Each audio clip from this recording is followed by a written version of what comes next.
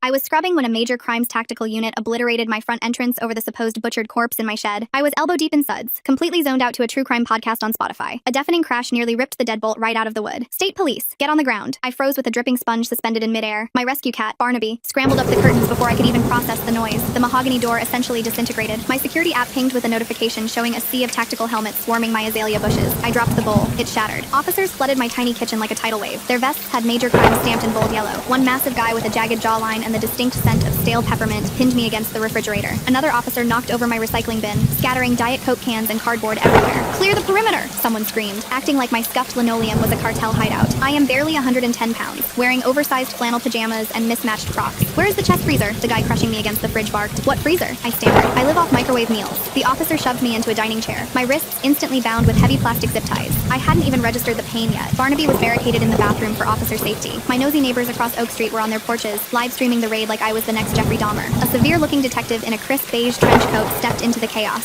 She held a thick manila folder and a digital recorder. She was unnervingly collected. "We need to talk about the remains you have been disposing of," she stated coldly. I blinked, my brain misfiring. "The only thing I dispose of is expired yogurt," I croaked. My throat felt like sandpaper. "And occasionally my ex's junk mail." The detective didn't flinch. "We have drone surveillance and intercepted text logs of you discussing dismemberment, blood coagulation, and concealing body parts over the last 48 hours. My heart flatlined. "That's insane. I am a dental hygienist," I choked out. She flipped open the folder and hit play on her recorder. "If I don't drain the fluids first, it is going to rot and ruin the silicone." My voice echoed from the tiny speaker. It was undeniably me. My own grandmother would have convicted me on the spot. I felt the blood drain from my face. The detective played another audio file. The hacksaw kept getting stuck on the femur. I had to bag the head separately so the neighbors wouldn't see it from the fence. I started hyperventilating. This was a catastrophic misunderstanding. The detective stared at me, clearly waiting for a tearful confession. She read off my recent Amazon purchases: industrial latex, a $120 bulk order of corn syrup, a bone saw, and an $85 shipment of lye. They even dragged in my sister, Sarah, who had been pulled over on her way to work at 8:15 a.m., terrified and also zip-tied, just because she was the recipient of those texts. "Please, let me explain," I pleaded. The detective ignored me, asking why my internet search history from 3:14 a.m. included how to match human skin tone with acrylics. I demanded a lawyer. She smirked. "Sure." Right after we processed the scene, a heavily armed trooper jogged in, waving a tablet. The ground-penetrating radar just confirmed a massive 6-foot anomaly buried under the hydrangeas. "We have the warrant for the shed." I couldn't hold it in. A psychotic, breathless laugh ripped out of my throat. It was the kind of hysterical cackling that happens when reality fractures into total absurdity. "I don't have a corpse in the shed!" I shrieked. The detective shoved the tablet in my face. "The freshly disturbed earth says otherwise." That is when the puzzle pieces finally snapped together. The only thing I had dug up this weekend was a massive trench to fix my broken septic pipe, which I filled with gravel. "Go to the shed. Open the freezer," I gasped between laughs. "But read the rest of the text thread first." The detective frowned. The kitchen was dead silent, packed with heavily armed cops and my sobbing sister. The detective swiped her screen and read the next message out loud. "Okay, let's see. The director loved the severed head prop. If we win the Indie Horror Festival, I am getting drunk." Everyone froze. "It is a movie prop," I wheezed. "I do special effects makeup on the weekends. His name is Gary. He is made of rubber and painted with food coloring." Someone coughed awkwardly. They marched out to the shed, popped the padlock, and found a grotesque headless rubber dummy sitting next to a pile of fake latex intestines. A trooper poked it. It squeaked. The detective slowly closed the folder. Without a word, the tactical team produced wire cutters and snipped our zip ties. They filed out of my house so fast you would think it was on fire, desperate to erase the embarrassment. Sarah sobbed and punched my shoulder. I stood in my trashed kitchen, rubbing my bruised wrists. I walked over and threw away the dripping sponge. No one was going to prison today. I sat there for 20 minutes after the last cruiser peeled away, just staring at my front lawn. The azaleas were flattened. My neighbors were still out there, whispering behind their hands, probably disappointed they didn't get to see a body bag. Sarah was sitting on the floor, shaking, her mascara running in thick black streaks down her face. "They pulled me over at gunpoint, Chloe," she whispered. Her voice was thin, like a wire about to snap. "I was just driving to the office with a latte. 4 cars blocked me in. I thought it was a terrorist attack." "I know," I said, reaching out to touch her arm, but she flinched. The zip ties had left angry red welts around her wrists. My own hands were shaking so hard I had to sit on them. "I'm so sorry. I didn't think anyone was listening to those texts." That's the thing about the new normal. You think your privacy is a given until a tactical team uses your front door as a frisbee. The silence in the house was heavy, smelling of sweat and that weird chemical scent from the officer's gear. I looked at the hole where my door used to be. It was just an empty rectangular gap, letting in the humid morning air and the judgmental stares of the suburban public. I stood up, my legs feeling like they were made of jelly, and grabbed a piece of plywood from the garage. I tried to nail it over the opening, but every time the hammer hit the wood, I flinched. By noon, the adrenaline had completely burned out, leaving a hollow ache in my chest. That's when my phone started vibrating. It was my boss, Dr. Eris. "Chloe," he said, and I could hear the disappointment through the speaker. He didn't sound angry. He sounded like he was talking to a patient with a terminal diagnosis. "I've had 3 calls this morning. Someone posted a video of the raid on the local community board. Patients are canceling. They're saying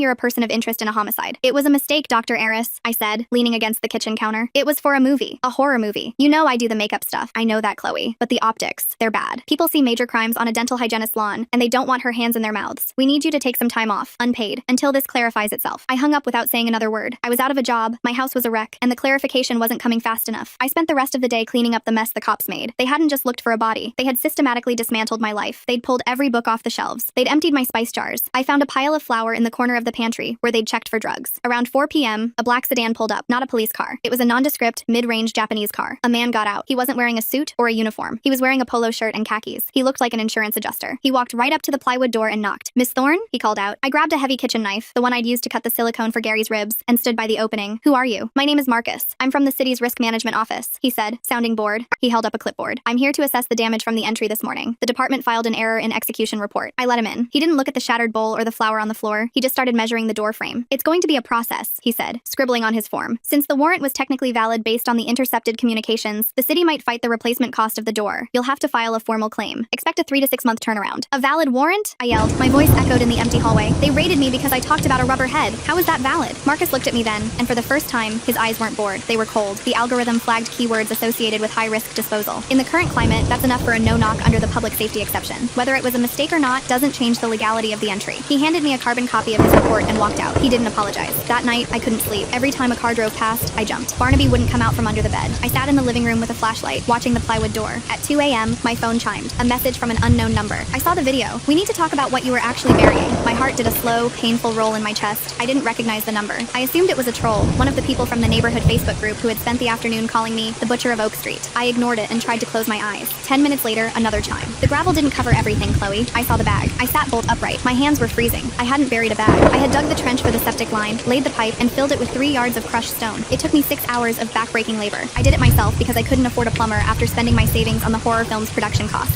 I walked to the kitchen window and looked out at the backyard. The moon was bright enough to see the long, dark scar in the earth where the pipe ran. The police had dug up the end of it, the anomaly, but they hadn't excavated the whole line once they saw the rubber dummy. I put on my boots and a heavy jacket. I grabbed my spade from the porch. I walked out to the hydrangea bushes. The ground was soft and muddy from the morning's chaos. I started digging at the spot the police had stopped. My breath came in short, jagged puffs. 3 feet down, my spade hit something that wasn't gravel. It wasn't the PVC pipe either. It was soft. It gave under the blade. I dropped to my knees and started clawing at the dirt with my bare hands. The smell hit me first. Not the smell of rot, but something sharp and metallic. I pulled back a flap of black plastic. It wasn't a body. It was a heavy industrial-sized duffel bag. I unzipped the top just an inch. Inside, wrapped in layers of oily rags, were dozens of small, heavy blocks. I pulled one out and rubbed the grime off the surface. It was lead, or it felt like lead, but it was stamped with a series of numbers and a logo I didn't recognize, a stylized bird inside a circle. "What the hell?" I whispered. A flashlight beam cut through the darkness, hitting me right in the eyes. I blinded, shielding my face with my muddy hands. "You shouldn't have gone looking, Chloe," a voice said. It was my neighbor from 2 doors down, Mr. Henderson. He was 70 years old, a retired high school history teacher who always complained about my lawn. He was standing by the fence, holding a high-powered mag light and a cell phone. He didn't look like a killer. He looked tired. "I didn't think they'd raid you for the movie stuff," he said, his voice shaking. "I thought the anomaly they saw on the radar was my bag. I nearly had a heart attack when I saw the tactical team." "Your bag?" I stood up, the lead block still in my hand. "You buried this in my trench?" "I saw you leave for the hardware store on Saturday," Henderson said, stepping closer to the fence. "I knew the trench was open. I just needed somewhere. Temporary. My basement is leaking. I couldn't keep it there. I was going to get it out next week when you were at work." "What is this, Henderson?" "This isn't lead. It's silver, Chloe," he said, and the desperation in his voice was thick. "My father, he didn't trust banks. He spent 40 years hoarding it. When he died, I found it under the floorboards of his workshop. I haven't declared it. I can't. The taxes, the legal fees, it would all be gone. It's the only thing I have for my granddaughter's college." I looked at the bag, then back at the old man. My life had been demolished in a single morning because of a mistake, and here was the reason the police's radar had seen something 6 feet long and anomalous. Henderson had used my DIY plumbing project as a safety deposit box for his illegal inheritance. "The police are going to come back," I said, my voice rising. "They have an error in execution report. They're going to want to know why the radar showed a mass, and they only found a rubber doll. They'll be back with better equipment to clear the site." Henderson's face went pale in the flashlight's glow. "You have to help me, Chloe. If they find that, I'm done. At my age, I'll die in a cell." "I lost my job today, Mr. Henderson," I said, stepping toward the fence. "I have no front door. My sister is traumatized. And you're asking me to help you hide 100 pounds of unregistered silver?" "I'll pay for the door," he whispered. "I'll pay for everything. Just, please, don't let them take it." I looked at the bag in the hole. I looked at the dark house with the plywood door. I felt a cold, hard anger settling in my stomach. "Get your wheelbarrow," I said, "and you're paying for my lawyer, too." We worked in total silence for the next hour. My back screamed as we hauled the heavy bags over the fence and into his garage. trench. Every time a dog barked in the distance, I froze, expecting the major crimes guys to come screaming back up the driveway. By 4 a.m., the hole was refilled with gravel. I smoothed the dirt over as best as I could. I was covered in mud, grease, and the gray dust from the silver bricks. I went inside and took a shower so hot it turned my skin bright red. I scrubbed my fingernails until they bled. The next morning, the risk management guy, Marcus, called me. "Miss Thorne," he said, his voice still flat. "Change of plans. The department wants to do a secondary sweep of your property. They're not satisfied with the discrepancy between the initial GPR scan and the physical recovery of the,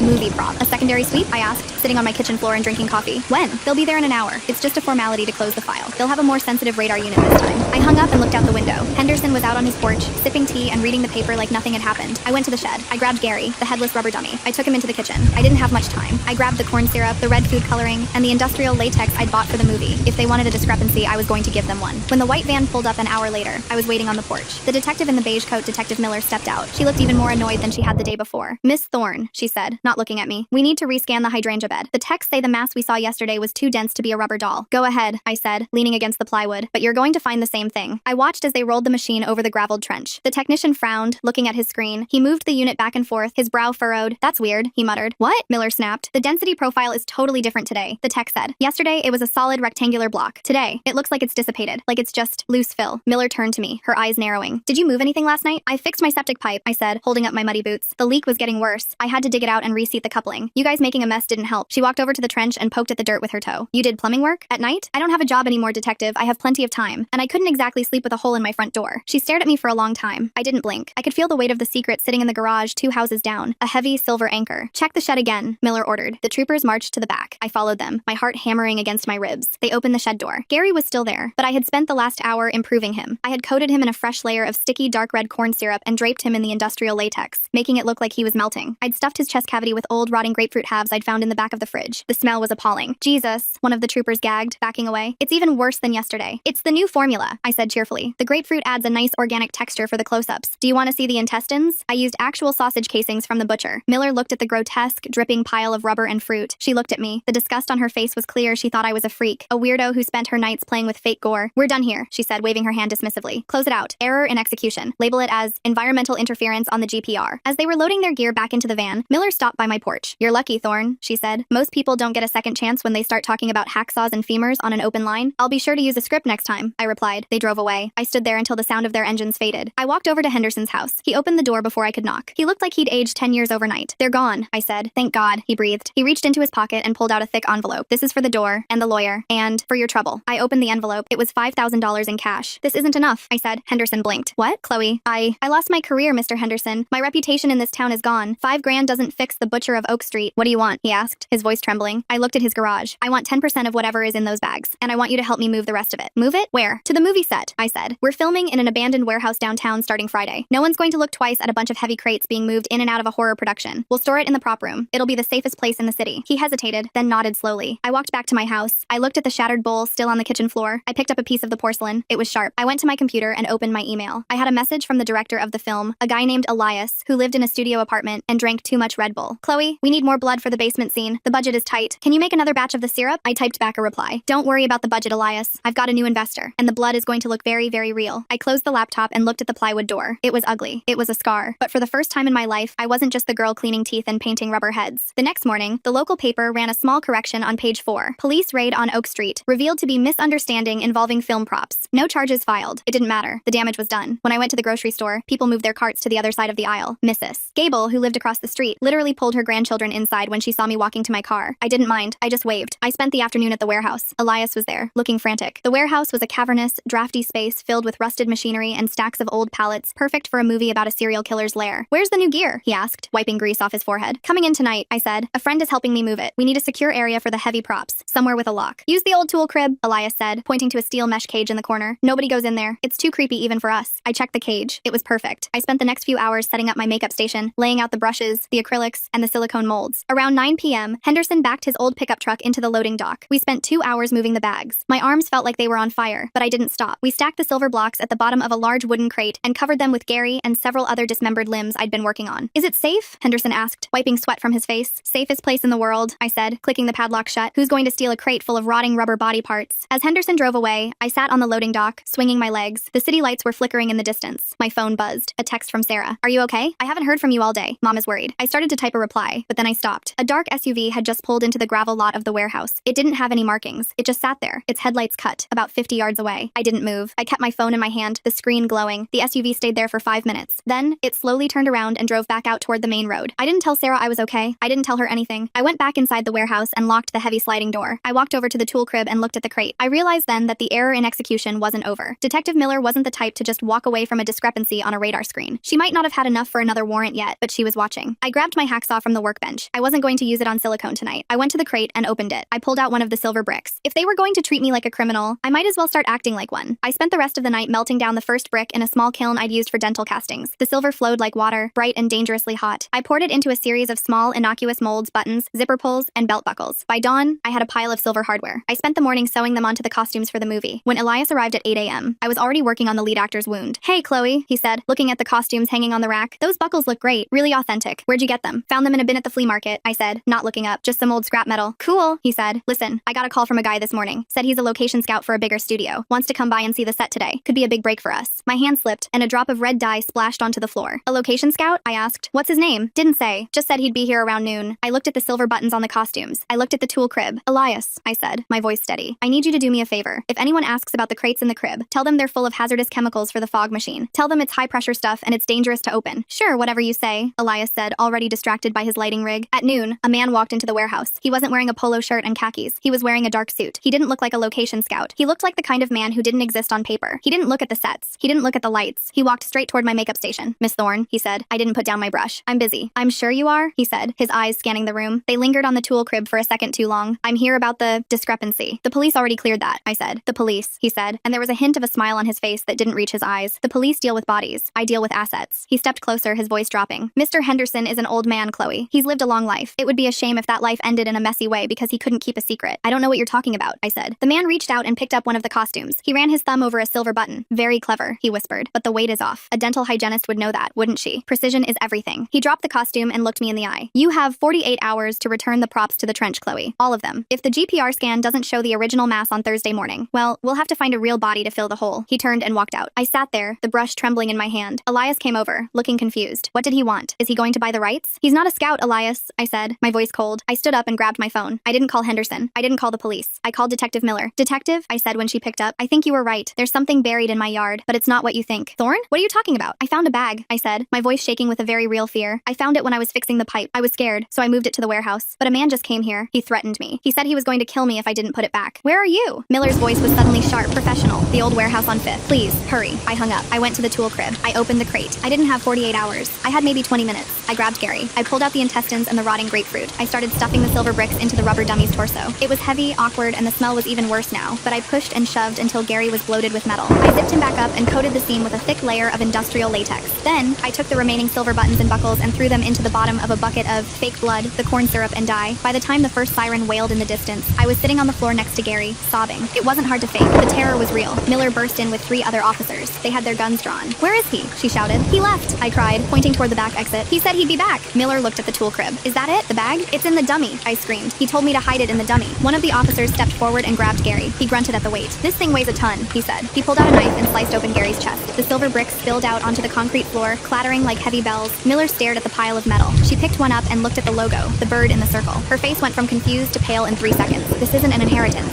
she whispered. What is it? I asked, wiping my eyes. It's government property, she said, looking at me with a mix of fear and realization. This logo. It's the old Treasury insignia for strategic reserves. This was stolen during the 78 heist. It's been missing for nearly 50 years. I didn't know, I sobbed. I just found it. Miller turned to her team. Get this secure. Now, call the feds. This is way above our pay grade. As they were hauling the silver out, Miller stayed behind. She looked at me for a long time. The man who came here, she said. Describe him. I gave her a perfect description of the man in the suit. He'll be back, I said. He said 48 hours. He won't be back, Miller said. And for the first time, she sounded like she was on my side. If he's who I think he is, he's already halfway to the border. He was waiting for someone to dig this up for him. They left an hour later, taking every scrap of silver they could find. They even took the bucket of fake blood to screen for the buttons. I sat in the empty warehouse. Elias was gone. He'd run out the back as soon as the guns came out. I walked over to the corner of the tool crib. I reached under a pile of old discarded pallets. I pulled out a small heavy bag. It wasn't 100 pounds. It was maybe 5. Just 5 bricks I'd tucked away while I was stuffing Gary. 5 bricks of 1970 Strategic Reserve silver. Enough to pay for a new door. Enough to pay for a lawyer. And enough to start a new life somewhere where no one knew me as the butcher. I walked out of the warehouse and locked the door for the last time. The next day, I went to the hardware store. I bought the most expensive, solid oak front door they had. I installed it myself. That night, I sat in my kitchen with Barnaby. The house was quiet. The neighbors were still watching, but they were quieter now. The news had broken about the historic silver recovery, and suddenly I wasn't a murderer anymore. I was a victim of circumstance. I took one of the silver bricks and put it on the table. I picked up my engraving tool. I started to carve. I didn't want to be a dental hygienist anymore. I didn't want to make fake blood for indie movies. I wanted to make something real. A week later, I received a letter in the mail. No return address. Inside was a single photograph. It was a picture of my house, taken from the street. There was a red circle around the new front door. On the back, a single sentence was written in elegant, cursive script. Nice door, Chloe. Keep it locked. I didn't panic. I didn't call Miller. I went to the garage and grabbed my spade. I walked out to the hydrangea bushes. I didn't dig a trench this time. I dug a small, deep hole right under the roots of the largest bush. I put the last 4 bricks in a waterproof box and buried them. Then, I went back inside and made a pot of coffee. I had a feeling the story wasn't over, but for now, the front door was solid, and the butcher was retired. I sat there, watching the sun come up over Oak Street. My phone buzzed. A new message from an unknown number. We found the buttons in the blood, Chloe. You missed 2. I looked at the coffee cup in my hand. I hadn't missed any. I had counted them 3 times. I walked over to the sink and looked out the window. There was a man standing on the sidewalk. He wasn't wearing a suit. He wasn't wearing khakis. He was wearing a major crimes tactical vest, and he was holding a jagged piece of silver in his hand. I didn't run. I didn't scream. I just turned off the lights and waited. The knock on the door was soft, polite. Miss Thorne? A voice called out. A voice I recognized. It was the big officer with the jagged jawline. The one who had smelled like stale peppermint. I think you dropped something, he said. I walked to the door and looked through the peephole. He was alone. No sirens, no tactical team, just a man with a piece of silver and a secret. I opened the door. How much do you want? I asked. He smiled, and for the first time, the peppermint scent didn't seem so bad. I don't want your silver, Chloe, he said, stepping into the hallway. I want to know where the rest of the shipment went. The part Miller doesn't know about. There is no other part, I said, my heart starting to race again. Don't lie to a guy who spends his life listening to liars, he said, closing the oak door behind him. The 78 heist wasn't just silver. It was documents, microfilm, codes for the old offshore accounts. He leaned in close, his shadow stretching across the living room floor. The silver was just the weight to keep the bags at the bottom of the trench. The real value was in the linings. I looked at the box buried under the hydrangeas in my mind. I hadn't checked the linings. I had just seen the metal. What do we do now? I asked. The officer looked around my trashed, half-repaired house. Now, he said, we go for a walk in your garden. I didn't argue. I just grabbed the heavy mag light off the kitchen island and pushed open the back door. The cool night air hit my face, smelling like wet dirt and crushed leaves. My yard was still a disaster zone. The azaleas were trampled flat, and the long scar of the septic trench looked like a fresh grave in the moonlight. The officer followed me down the steps. His boots crunched on the gravel. I kept the beam of the flashlight aimed at the ground, my hands shaking just enough to make the circle of light dance over the grass. The hydrangeas, he said. His voice was low, almost conversational. It was terrifying. I walked over to the largest bush. The dirt here was soft and loose. I handed him the flashlight, dropped to my knees, and started digging with my bare hands. I didn't want to use the spade. I didn't want to accidentally hit the plastic box and make a noise that might wake up Henderson next door. It took about 3 minutes of frantic scooping before my fingers brushed against the hard plastic lid of the waterproof box. I pulled it out. It was roughly the size of a shoebox, caked in wet earth. I stood up and handed it to him. He didn't open it immediately. He just weighed it in his hands, staring at me. 4 bricks, I said. That's all I kept, just as an insurance policy. I didn't know about any microfilm. He popped the latches and flipped the lid open. The 4 silver bricks gleamed in the beam of the flashlight. He stared at them for a long, silent moment. Then he sighed, a heavy, tired sound, and snapped the box shut. Where are the canvas duffels, Chloe? He asked. My stomach dropped. I hadn't kept the bags. They were rotting, heavy, and smelled like 50 years of basement mildew. The bags? I stammered. When Mr. Henderson and I moved the silver to the warehouse, we just took the bricks. The bags were falling apart. The officer's jaw tightened. Where are the bags? Henderson's garage, I whispered. We emptied them on his workbench and put the bricks in a wheelbarrow. I think he threw the bags in his municipal trash bin. Or maybe they're still on the bench. I think he threw the bags. He looked at Henderson's house. It was completely dark. It was 3:15 a.m. Trash pickup was yesterday morning, the officer said, his voice dropping an octave. I froze. He was right. Tuesday morning. The big green bins had been emptied while I was at the warehouse dealing with the fake location scout. He might not have thrown them away, I said quickly. Henderson is a hoarder. He keeps everything. He found that silver under his dad's floorboards and sat on it for a decade. He wouldn't just throw away heavy-duty canvas bags. He's exactly the kind of old man who washes out Ziploc bags to reuse them. The officer stared at me, processing this. We're going to go ask him. Now? He's 70. He takes sleeping pills. If you go pounding on his door, he's going to have a heart attack or call the cops. I caught myself. Call times other times cops. I'm not going to pound, he said. He tucked the plastic box of silver under one arm and gestured toward the low wooden fence separating our properties. You're going to knock. You're going to tell him you need to check something in his garage, and you're going to do it very, very quietly. I wiped my muddy hands on my flannel pajama pants. This was completely insane. 24 hours ago, my biggest problem was getting the consistency of fake blood right for a low-budget indie film. Now I was breaking into my neighbor's house with a corrupt cop looking for 1,978 government secrets. We walked to the fence. The officer didn't bother climbing it. He just pushed the gate open. open. The hinges squeaked loudly, sounding like a gunshot in the quiet suburban night. We both froze. Nothing happened. No lights flicked on. We crept up to Henderson's back door. It led straight into his kitchen. There was a separate side door for the detached garage. Check the garage first, he whispered, pointing with the mag light. I walked over to the side door of the garage. It was an old, peeling wooden door with a frosted glass window. I grabbed the knob and twisted. Locked, of course. I turned back to the officer and shook my head. He walked over, didn't say a word, and wrapped his jacket around his elbow. Wait, no, I started, but it was too late. He smashed his elbow right through the frosted glass. The shattering sound was deafening. I squeezed my eyes shut, expecting alarms to start blaring or a dog to start barking, but the neighborhood stayed dead silent. The only sound was the tinkling of glass falling onto the concrete floor inside. He reached his hand through the hole, unlocked the deadbolt from the inside, and pushed the door open. After you, he said. I stepped into the garage. It smelled of motor oil, old newspapers, and that distinct, musty odor of the canvas bags. The officer clicked on his flashlight, shielding the beam with his hand so it wouldn't shine too brightly out the windows. The garage was packed to the ceiling with junk. Rusted lawnmowers, stacks of National Geographic magazines from the 1990s, boxes of old Christmas decorations. In the center was the workbench. It was empty. There were a few flakes of dried mud and some gray-silver dust on the surface, but the heavy black canvas duffel bags were gone. They're not here, I whispered. The officer walked over to the corner where the big green municipal trash bin usually sat. It was empty. The lid was flipped open, smelling faintly of bleach. Henderson had already dragged it back from the curb and rinsed it out. He threw them away, the officer said. His voice was terrifyingly calm. He set the box of silver down on the workbench. He put both hands on his hips and stared at the empty trash bin. They're gone, I said, my voice shaking. The garbage trucks took them yesterday. They're at the county landfill by now. Under 10,000 tons of trash. The officer slowly turned to face me. The flashlight beam was pointing at the floor, casting harsh upward shadows on his face. You don't understand what was in the linings of those bags, Chloe, he said. The microfilm wasn't just records of offshore accounts. It was leverage. Leverage on people who are still alive. People who are very rich, very powerful, and very impatient. The silver was a distraction. It was always a distraction. I'm sorry, I said, taking a step back toward the door, but there's nothing I can do. The city dump compresses the trash daily. Even if you went looking, you'd never find them. I'm not going to the dump, he said. He took a step toward me. The man who visited your set today? The one who told you to put the bags back? The suit, I said. Yes. He doesn't work for the government, the officer said. He works for the people who want that leverage. And when he finds out the feds only recovered the silver from that rubber doll and that the bags were missing, he's going to assume you kept them. My breath caught in my throat. But I didn't. You see that I didn't. Henderson threw them out. He won't believe that, the officer said. And neither will his employers. Suddenly, a bright light snapped on above us. The bare bulb in the center of the garage ceiling flooded the space with harsh, yellow light. I spun around. Standing in the doorway leading to the house was Mr. Henderson. He was wearing a plaid bathrobe and holding a heavy rusted garden hoe like a baseball bat. Step away from her, Henderson said. His voice cracked, but he held his ground. The officer didn't panic. He just slowly raised his hands, keeping his palms open. Mr. Henderson, he said, using his best de-escalation cop voice, let's all just take a breath. I'm a police officer. I know who you are, Henderson snapped. I saw you tear her house apart yesterday, and I heard you break my window. I'm just here trying to clean up a mess, sir, the officer said. A mess you started by hiding stolen government property in your neighbor's yard. Henderson, put it down, I pleaded, my heart hammering against my ribs. Please, it's not worth it. Where are the canvas bags, old man? The officer asked, ignoring me completely. Henderson's eyes darted to the empty workbench, then back to the officer. I burned them, Henderson said. The garage went dead silent. You what? The officer asked, his voice barely a whisper. I burned them, Henderson repeated, lifting his chin. In the fire pit out back, yesterday afternoon. They smelled like a dead animal. I didn't want the garbage men asking questions about where they came from, so I soaked them in lighter fluid and watched them turn to ash. The officer stared at him. For a second, he just looked completely defeated. He let out a short, hollow laugh. You burned them, he said, shaking his head. 50 years of blackmail, millions of dollars in extortion material, gone in a backyard fire pit. It was just old canvas, Henderson said, frowning. He clearly had no idea what he had destroyed. The officer dropped his hands and looked at me. Pack a bag, Chloe. What? Pack a bag. You're not safe here. None of us are. I'm not going anywhere with you, I said, backing away until my shoulders hit the cold metal of a rusted lawnmower. I have my cat. I have a house. You have a plywood front door and a target on your back, the officer said bluntly. The guy in the suit is going to come back, and when he doesn't find the bags, he's going to assume you're lying, and then he's going to ruin your life all over again, but this time it won't be a misunderstanding with the local precinct. He picked up the plastic box of silver from the workbench. I'm walking out of here, the officer told Henderson, keeping his eyes on the old man. I'm going to my car. Chloe, you have 5 minutes to get your cat and whatever you can fit in a backpack. We have to go to the precinct. It's the only place they can't just walk in and take you. 1. He turned and walked out the broken side door without looking back. I stood there, staring at Henderson. The old man slowly lowered the garden hoe, his face suddenly looking very pale and very frail. Did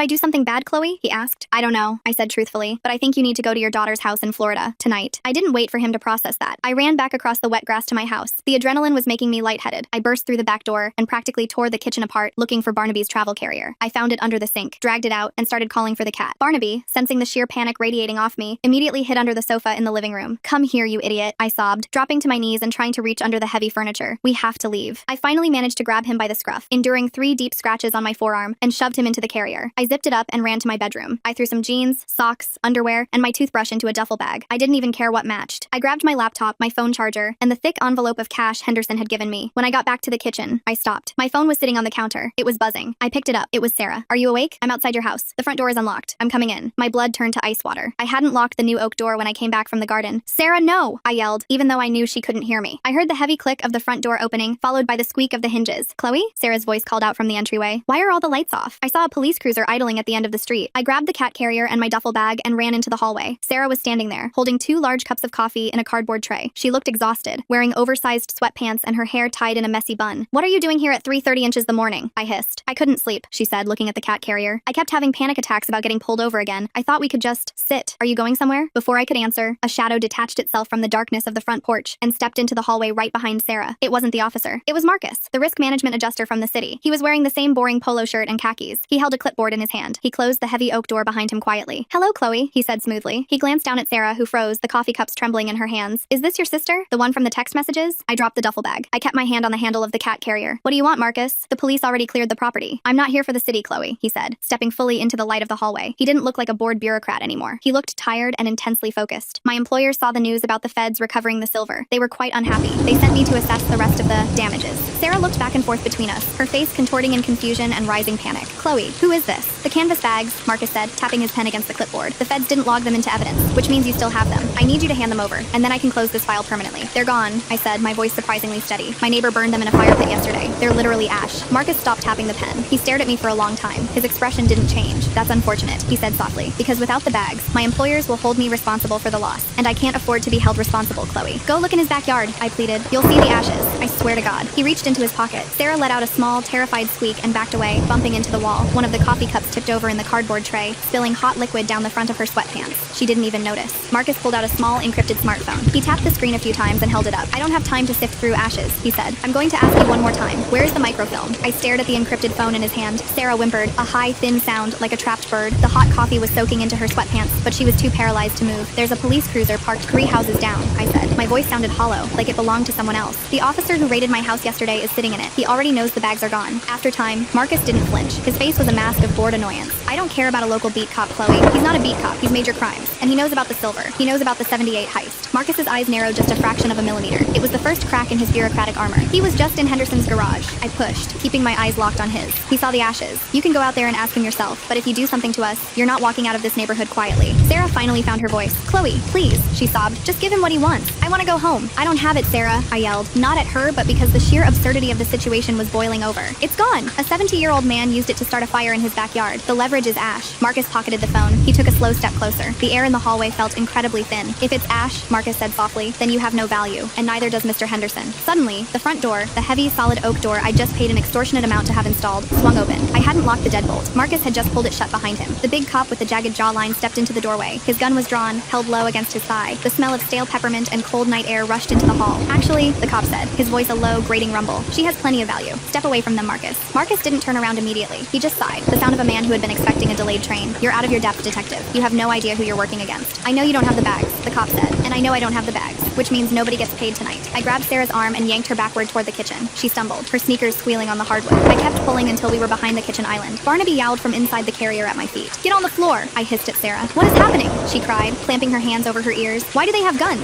You said it was a movie prop. You said it was rubber. It was, until it wasn't. Just stay down. From the hallway, the voices stayed low. They weren't yelling. That made it worse. It meant they were absolutely serious. The old man burned them, the cop said. I saw the fire pit. It's done. Tell your bosses the insurance policy expired. My bosses don't accept expired, Marcus replied smoothly. They accept results. If the physical copies are gone, they'll want the people who know they're gone handled. That includes you. It includes the old man. It includes the hygienist. Try it in my town, the cop said. There was a sickening, muffled times thwack. No gunshot, just the heavy, brutal sound of metal hitting bone. Sarah screamed. I lunged forward and clamped my hand over her mouth. I peeked around the edge of the granite counter. Marcus was on the floor, clutching the side of his head. Blood was pooling on the hardwood, dark and thick in the dim light. The cop was standing over him, rubbing the heavy, ribbed handle of his maglite. Grab your bag, the cop called out to me, not even looking in the kitchen's direction. We're leaving. Now. I didn't argue. I grabbed the handle of the cat carrier and slung my duffel bag over my shoulder. I hauled Sarah up by her sweatshirt. She was shaking so violently, her teeth were visibly clattering. We walked a wide circle around Marcus, who was groaning and trying to push himself up on one elbow, spitting blood onto the floorboards. The cop herded us out the front door and down the driveway. His unmarked sedan was idling on the street, headlights completely dark. Get in the back, he ordered. I shoved Sarah into the back seat and climbed in after her, wedging Barnaby's carrier between us. The cop got in the driver's seat, threw it into drive, and floored it. The tires squealed against the asphalt, breaking the suburban silence. Where are we going? I asked. My chest was tight. The reality of leaving my house, my life, my kitchen, my destroyed azaleas was finally sinking in. Safe house, he grunted. He checked the rearview mirror 3 times before we even hit the main road. Marcus is a middleman. He'll call his cleaners. By tomorrow morning, your house is going to look like it had a massive gas leak.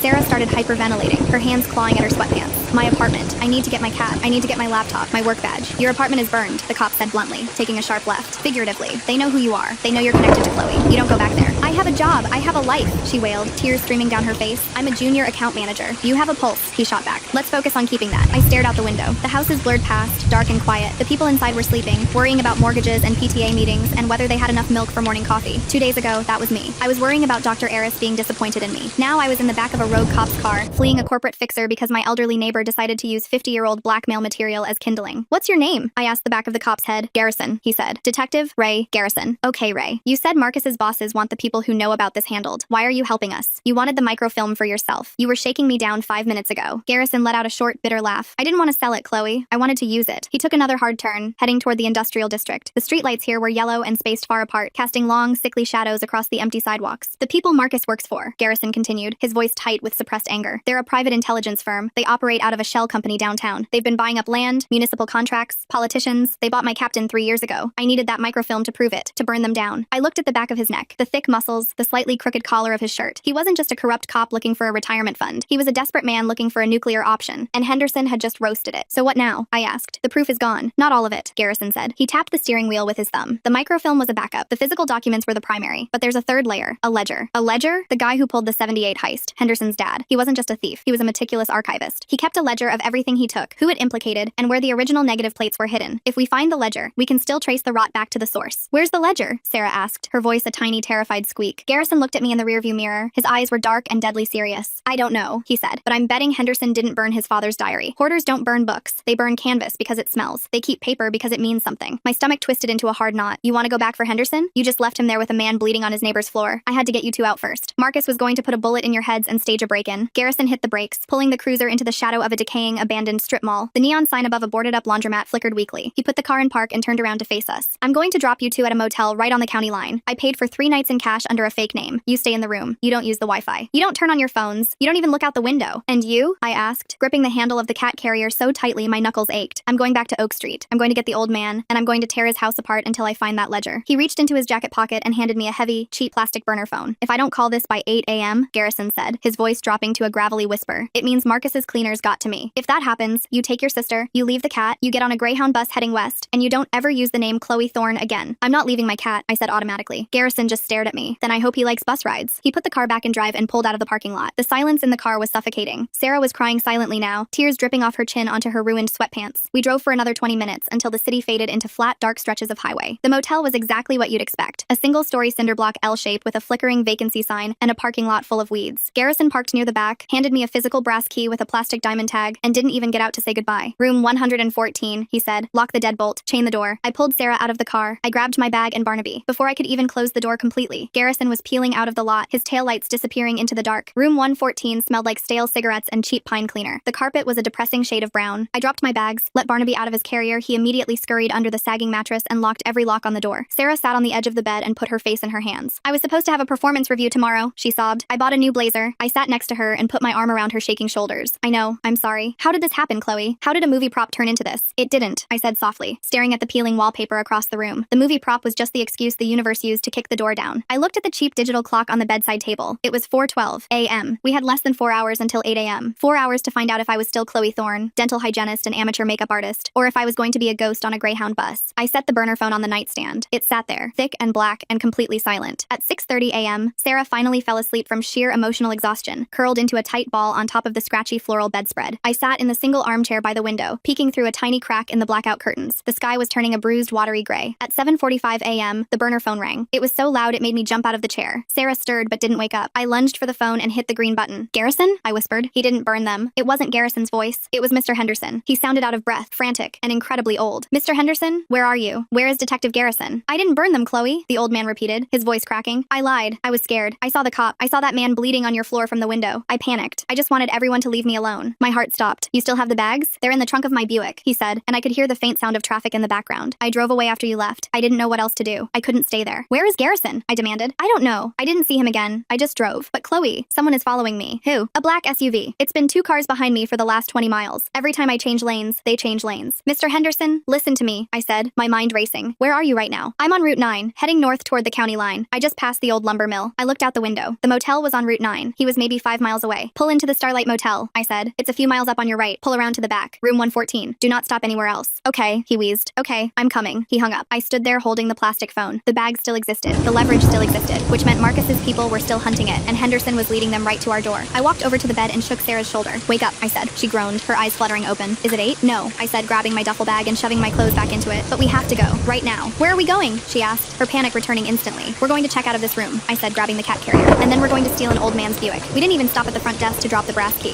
Sarah was struggling with the cat carrier, her eyes wide with a frantic, exhausted kind of terror. I pushed her out the heavy metal door of room 114 and into the freezing morning air. The sky was the color of dirty dishwater. Henderson's tan Buick LeSabre came tearing around the back corner of the motel, hitting a pothole so hard I thought the front axle was going to snap. He slammed on the brakes. The car skidded on the loose gravel and came to a halt right in front of us. He immediately killed the headlights, leaving us in the gray pre-dawn shadows. Get in the back, I yelled at Sarah, yanking the rear door open. I shoved the cat carrier onto the vinyl seat and practically threw her in after it. I ran to the driver's side window. Henderson was gripping the steering wheel, his knuckles stark white. Pop the trunk, I said. He hit the button. I ran around to the back of the car and threw the lid up. The smell hit me immediately, a wave of deep, suffocating mildew and 50-year-old dust. Sitting on the spare tire cover were 2 thick, black canvas duffel bags. I didn't try to lift them. I knew they were empty of silver, but I didn't care about the bags themselves. I unzipped the first one. I ran my hands along the thick, stiff lining, feeling for a false bottom or a hidden seam. Nothing, just rotting fabric. I unzipped the second bag. My fingers brushed against something hard wrapped in a plastic grocery sack, shoved deep into the corner pocket. I pulled it out. It was a small, black, leather-bound notebook. The pages were yellowed and warped from moisture, but the binding was intact. Garrison's ledger. Chloe! Henderson hissed from the front seat. Look! I slammed the trunk shut and looked over the hood of the Buick. Through the gap between the motel building and the rusted chain-link fence, I could see Route 9. A massive black SUV was creeping along the shoulder, its headlights off. It slowed to a crawl right in front of the motel's main entrance. It didn't pull in, but it was hovering, like a shark testing the water. I opened the driver's side door. Move over, I told Henderson. He didn't argue. He scrambled awkwardly over the center console into the passenger seat. I got behind the wheel. I didn't turn on the headlights. I dropped the gear shift into reverse, backed up as quietly as a 2-ton Buick could manage, and pointed the nose of the car toward the narrow dirt access road behind the motel. It was meant for the garbage trucks, winding through the scrub brush and dead trees before connecting to a county highway 2 miles away. I hit the gas. The Buick lurched forward, bouncing violently over the ruts. I didn't look back. We hit the county highway and I turned south, away from the city, away from Oak Street, and away from Marcus and his employers. We drove for 3 hours. No one spoke. The only sound in the car was the hum of the tires, the rattling of the dashboard, and Barnaby occasionally letting out a low, miserable yowl from his carrier. When we crossed the state line, the sun was fully up, casting harsh, bright light across the flat farmland. I saw a sign for a truck stop with a diner and a post office box out front. I pulled in and parked between 2 massive 18-wheelers. I turned off the engine and pulled the leather notebook from my jacket. I opened it. The handwriting was cramped and meticulous, written in faded blue ink. It wasn't just a list of stolen items. It was a list of names. Politicians, judges, union bosses, police captains. Next to each name were dates, locations, and bank account routing numbers. It was a 50-year-old map to where all the bodies were buried in our city, and the people Marcus worked for were still using that map to stay in power. What is that? Sarah whispered from the back seat. She looked awful. Her new blazer was wrinkled, her sweatpants were ruined, and her mascara was permanently stamped under her eyes. This is our front door, I said. I got out of the car. I walked into the truck stop convenience store and bought 3 large padded manila envelopes, a roll of packing tape, and a book of stamps. I went to a small table in the back near the bathrooms. I carefully ripped the pages out of the ledger, dividing the lists into 3 roughly equal stacks. I slid 1 stack into each envelope. I didn't write a return address. I addressed the first one to the FBI field office in Washington, D.C. I addressed the second to the investigative desk at the New York Times. I addressed the third to Detective Ray Garrison at the Major Crimes Precinct back home. I walked outside and dropped all 3 envelopes into the blue steel mailbox by the front doors. I heard them hit the bottom with a solid, satisfying thud. It was done. The leverage was gone. Not burned in a fire pit, but scattered to the wind. There was no longer anything for Marcus or his invisible employers to hunt. I walked back to the car. Sarah and Henderson were standing outside it, shivering in the morning air. What do we do now? Henderson asked. He looked incredibly small standing next to the highway. I can't go back. My house. My life. We keep driving, I said. We go down to Florida. You said your daughter lives there. We'll drop you off. And you? Sarah asked. What about us?